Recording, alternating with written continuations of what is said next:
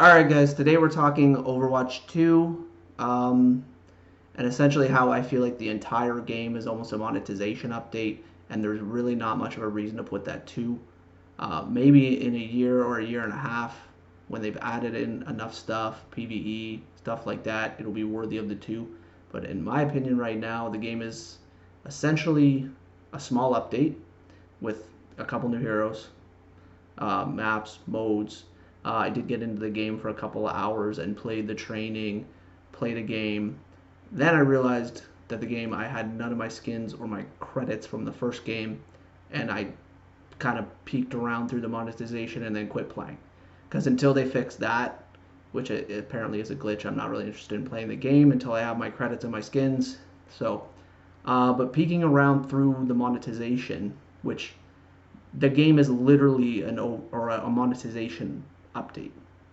They've taken out the loot boxes, which I don't.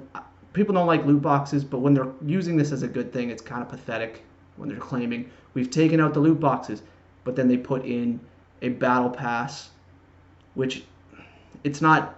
Battle pass isn't bad, I guess. It's obviously affordable, and it gives you something to level.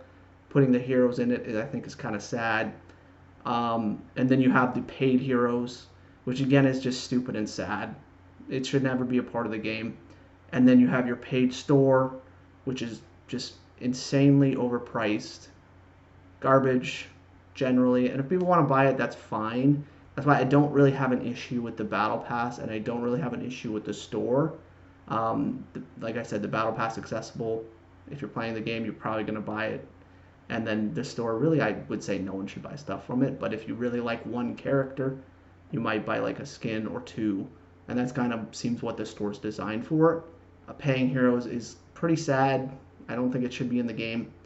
And that's basically it. They've taken those three core monetization methods from console and they've pounded them into one free-to-play game. And for Blizzard, they did the exact same thing with Diablo Immortal on mobile. They took every monetization method and they crammed it into one mobile game. And just because it's free to play, they get away with basically doing whatever they want.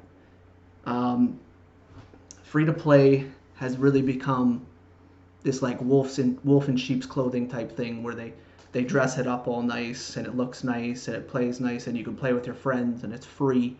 But then when you dive into the game, you're really just constantly paying with money and time. The amount of time investment on a lot of these games is absurd, and obviously you don't have to get everything, but when you're playing a game like that, you feel like you have to continue to play and grind and get everything, and it can be kind of ridiculous. So I think the game, I don't think it's going to be very popular for quite a while. I think it's essentially, like I said, an Overwatch 1.5. It'll have its players from Overwatch 1 if they can stand some of the bullcrap elements. And it will obviously pull in some new players because it's free to play, but I don't think it's going to be popular really for probably at least a year, maybe two, while they kind of add in all the elements that actually make it worthy of the 2. Until that point, they're kind of just trying to suck as much money out of their community as possible through the free to play. And I really hope that nobody buys stuff from the store because it's just terrible. In my opinion, anyway. I mean, I don't. At the end of the day, if you, like I said, if you like one character and you buy an item, it's not a big deal. But when it's this so absurdly overpriced stuff, it's really stupid. I think the battle pass is fine, but again, having the hero in there kind of sullies your battle pass and makes it feel not good when you have the heroes in there, and then the heroes you're also paying for, or you have to pay for each hero or unlock them through playtime. And again, I don't know if coming from Overwatch 1 if I'm supposed to get those heroes because I didn't get any of them. I go in there, I have none, or the core, I just have like this base. I think it's 8 or 9 of like 30 or 35. So I have only the base guys, none of my skins, none of my credits.